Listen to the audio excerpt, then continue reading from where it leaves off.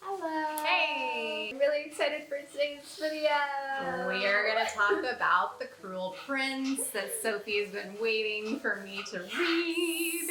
Yeah, so we'll start off by giving like a spoiler-free summary of just what the book's about, and then we will go into a more detailed like discussion section full of spoilers. So we will let you know when that's going to happen if you haven't read it, so you can skip out after we're done. Yeah.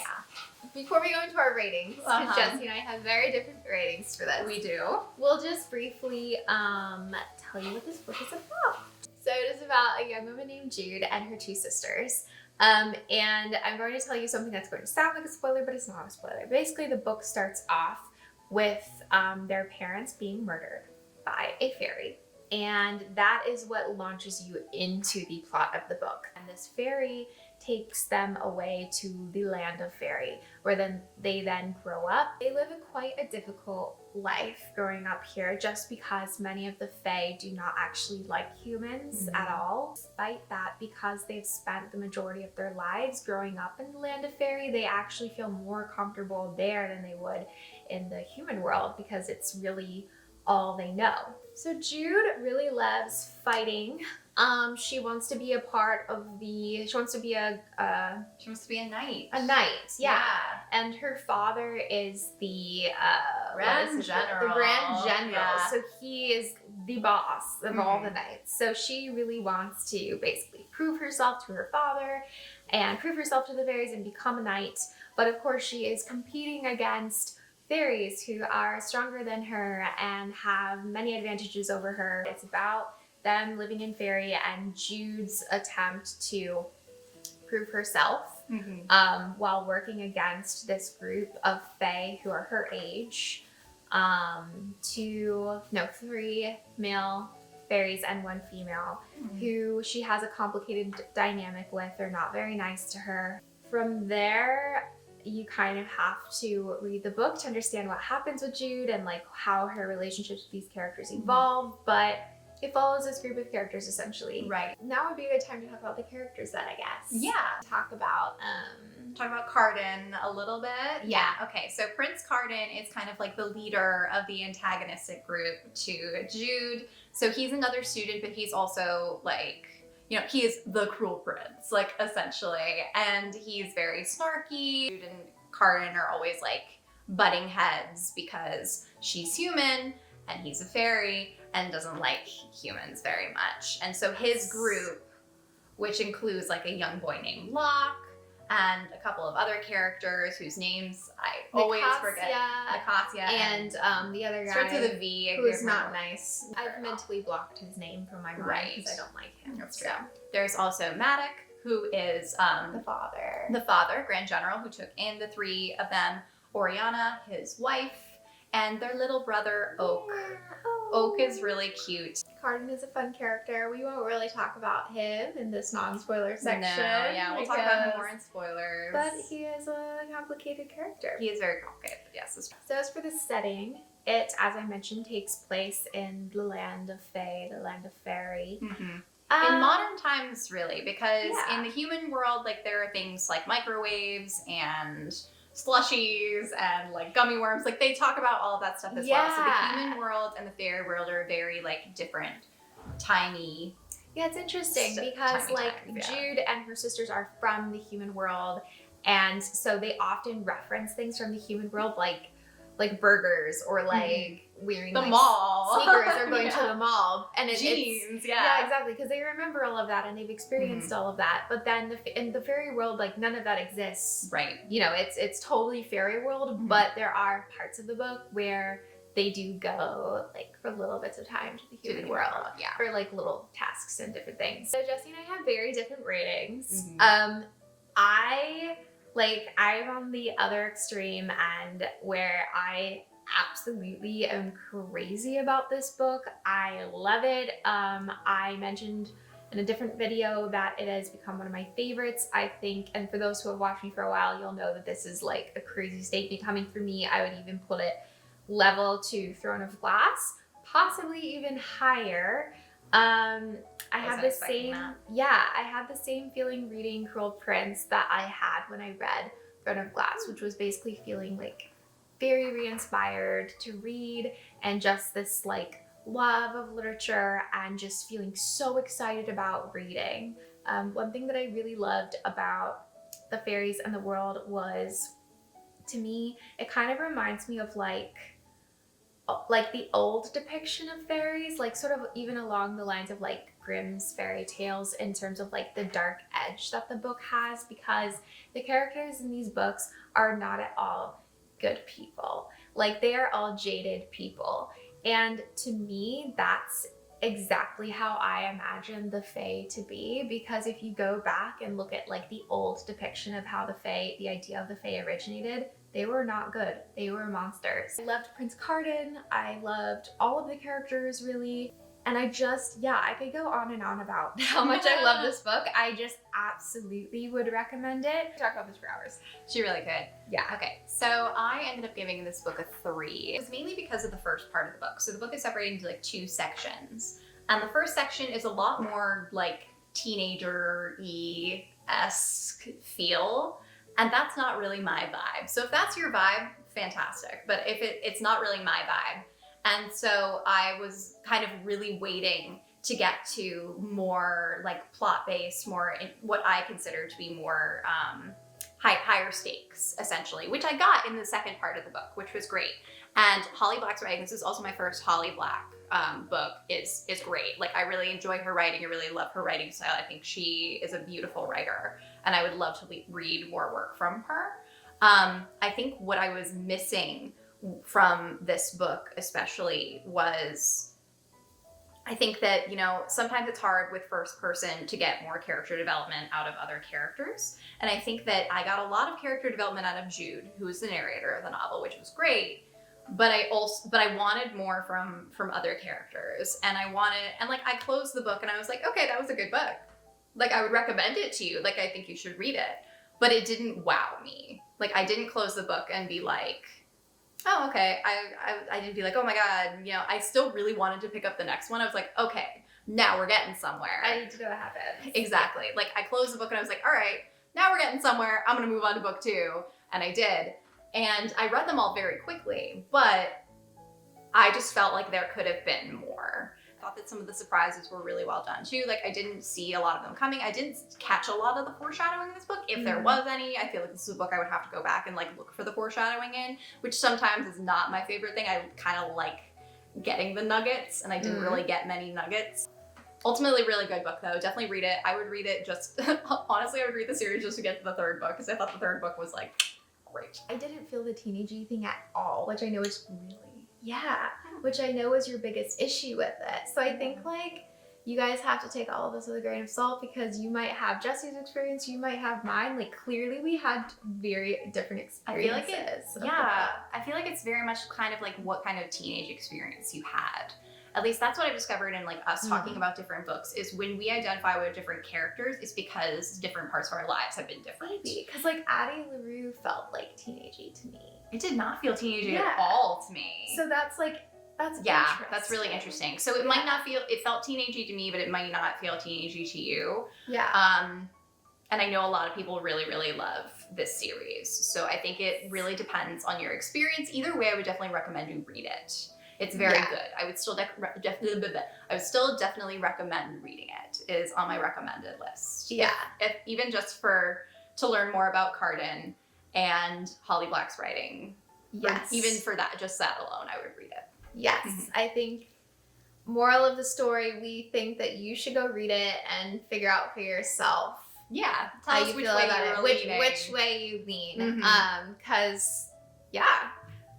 At the end of the day, we both recommend. Yeah, definitely. And I think now we're gonna jump into the spoilery discussion. Yeah. So if you have not read this book, now is the time to click out of this video, unfortunately. Yeah. So what felt really teenagey to me was the very like, I mean, yes, they were in school, and so a lot of the books recently that I haven't read haven't taken place in school, but the whole thing that turned me off from it originally. You mean like quite literally? Not exactly quite literally. Yeah. But like literally, yes, but also the very like Carden in the beginning very much represented to me the like, oh, a boy is mean to you because he likes you stereotype, and I hate that stereotype. I hate that stereotype I too. hate that stereotype with like a burning passion. I hate that stereotype too.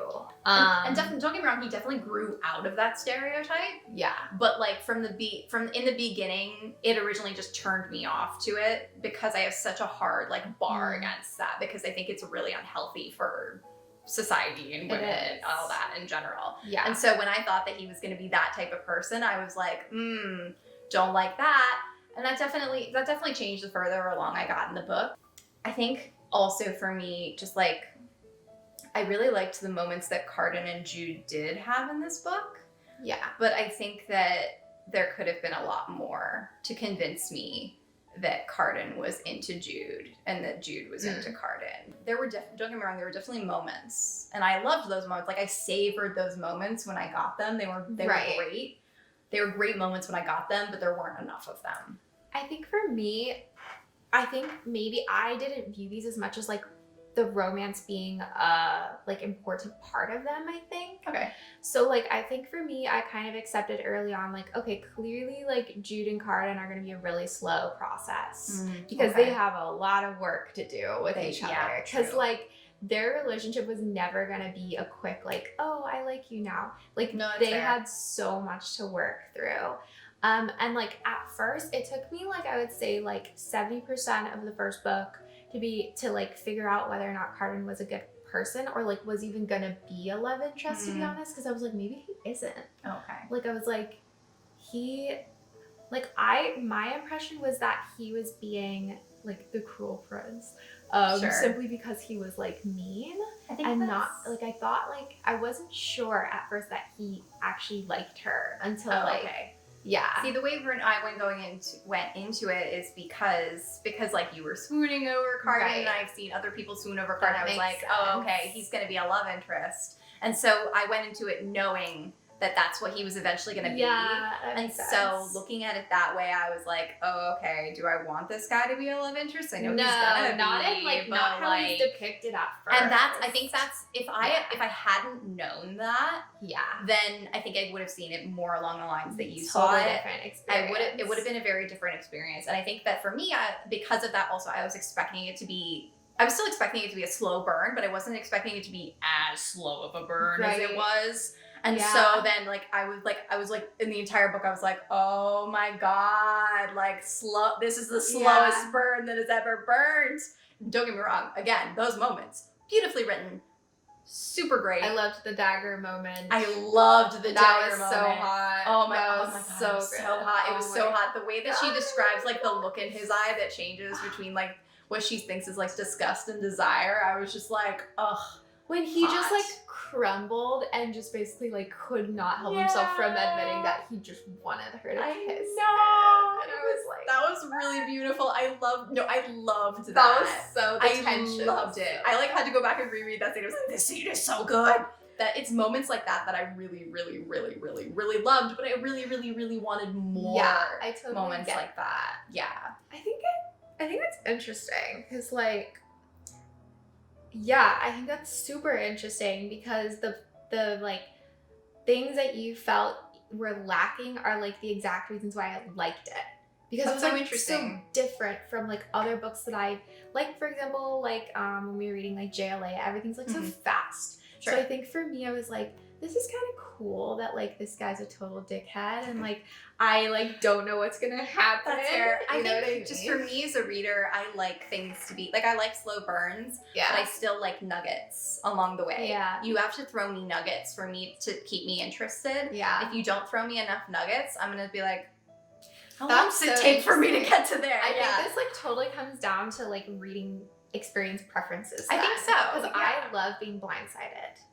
So I think that's super interesting that we have those differences. I do love being blindsided, but like I think it's again also the way we went into reading this book too. If I had gone into reading this book knowing nothing about it, I probably would have felt differently about it. Just because I wouldn't have necessarily expected it to be that way. I would have been looking at different scenes in different ways. Yeah. Whereas like in the end of the series, like I got everything I wanted, and that made me very, very happy. And I just had to wait a long time for it. And that's fine because again, like that's something that you really love. And I do love a slow burn. Like when we talk about From Blood and Ash, like that's the type of slow burn I like, where I get nuggets. I see. To me, that is not a slow It's not a super slow burn. Because there's so much like physical stuff. No, I know. Yeah. It's not a super duper slow burn, but I still consider it a slow burn. I get what you mean. Because it takes so long for them to get to the like, right. And you haven't finished The Kingdom of Flesh and Fire, so I'm not going to go into that. But but yeah, no, I mean, it was still a really, really good book, and I think that like by the end, like I did gasp when she like Oak put the crown on Cardan's head. Like I did gasp. Oh my god, I know. I was like, because I didn't see that coming, and that was great. Like the book definitely had really great moments. Yeah. Like I did like a lot about it, and that's why like I gave it a 3 instead of like something lower than that. I was like, I was like, it's clearly a good book. I was so excited when the crown was put on Cardan's head because I was like, oh my god, like he's such an unlikely king, but I kind of really want to see him as king. Exactly. I really wanted to see him as king, and I was really excited into for that. And I almost like had this, I don't know if you had this feeling, but I really had this like desire for him to want to embrace being king. Like I really wanted him to want to be king for some reason. I knew that it was going to take him a while, but I had a feeling I was like, he's going to take a little while to warm up to it, and it's going to, we're going to get there. And I think that's one of the things that caught me about the end is he was like, this is what you wanted, right? You do it. And I was like, I kind of love his attitude. I love that. That in that moment, I was like, I like this guy. I liked him before that, but still, I was like, I loved that he turned it on her like that. Me too. Because let's be real, like Jude and Cardan are just constantly screwing each other over. They are. I love that. Constantly. I love their relationship. It's like, truly. Each time they just like hold each other accountable, and I love that he was like, oh, you wanted this so bad, it's yours. It's like, I'm just gonna sit here. It's just like, bitch, you betrayed me, here you go, this is what you wanted, great. Yep, I'm just gonna sit here. I'm not gonna do anything. Talk about, in the first book, is that when, what's his name, was an asshole in marriage? Oh, Locke, yeah. Did that happen in the first book? That did happen in the first book, so they didn't get married yet, but like, I fucking hated Locke. I hate Locke so much. I hate him so much. I got to that point where like she like tucked the hair behind Locke's ear, and I went, no, you gotta. Oh my god, at the thing. Mm-hmm. I was like, you literally gotta be kidding me. Like that cannot. She wouldn't.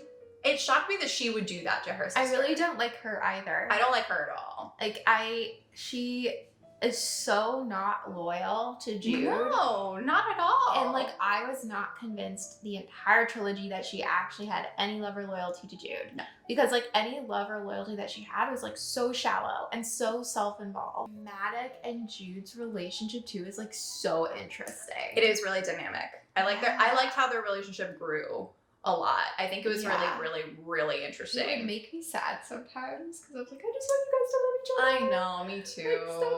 Like, stop it. It's such a complicated relationship. It's like so complicated because he killed her real father, but also functions as her father, and like they love each other in this like weird way. It's so messed up. It's so messed up. So messed up. And I don't know what I would do in that situation. But also like when you live with someone for that long and someone who nurtures you and treats you as your own, like you biologically their coping mechanism too. Yeah. And she ended up being the one most like him in a lot of ways. And so it's really complicated and really messy. Yeah. And just really I hate Maddox, but I also love him. As a character. He's a brilliantly written character. I also love just imagining him as being this like green, like right? Right? He must look so weird. Oregon must also look really freaking weird, like her white hair. It just oh yeah, Oregon is cool. She's fine. She is like annoying. She was definitely annoying. She kind of like at first I thought she was a boring character, and then she grew on me once like little interesting bits about her were coming out. I didn't see Oak not being her son coming either. Me neither. I didn't see that. Now that I'm saying this, I kind of want to change my review a little bit. I think I might bump it up a couple of points because now that I'm like really thinking about it, the plot points are really, really interesting, and I didn't see any of them coming. I just wanted more romance because I'm a sucker. Also for because romance. Carden is just like so cute. I know. I just wanted more. Because the little bits that we do get of Carden is like it's so like you just want to read pages of it. That's the thing for me. It's like when I get something that I want, I just want to read pages and pages of it. And I understand that, you know, as a writer myself, I understand that you have to like fill in the gaps. You understand like the like devilish voice in a writer's head, like, I'm gonna make them suffer. Yep, exactly. Yeah. Every time, like I knew it. Like whenever they would end a scene without like them actually talking about the thing, I'd be like, I know what you're doing, Holly Black. When I write, like that is me. I am so Holly Black. I'm like, no, but I'm not gonna do the thing that you wanted me to do, reader. I'm gonna make you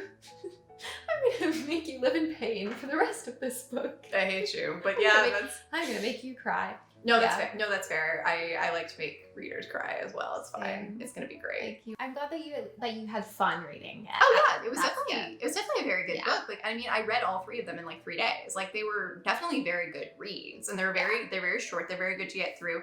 And again, I will say I would have read the first, like I would read through the series just to get to the 3rd book because the 3rd book was my favorite. I truly love Carden. I know you do. You have been like obsessed with Carden. I think I liked that he was different in the sense that like he sucks at fighting. Oh, I loved that about him. Yeah. I loved that about him. Freaking loved that. That was like my favorite detail. He's like this metrosexual sort of like sassy, like independent dude. And honestly, I'm like, I love that. Honestly, that was like my favorite thing about him is that he wasn't a fighter. Because I feel like they're so, like literally all the books I read are about like men who are fighters. They can all fight. They're all strong. They're all like these protectors. They're fighting in some way. And I loved that he wasn't. But I loved how like the dynamic between Jude and Carden, like Jude was more of the like fighter protector almost. But then like there were still those moments where like Carden did feel like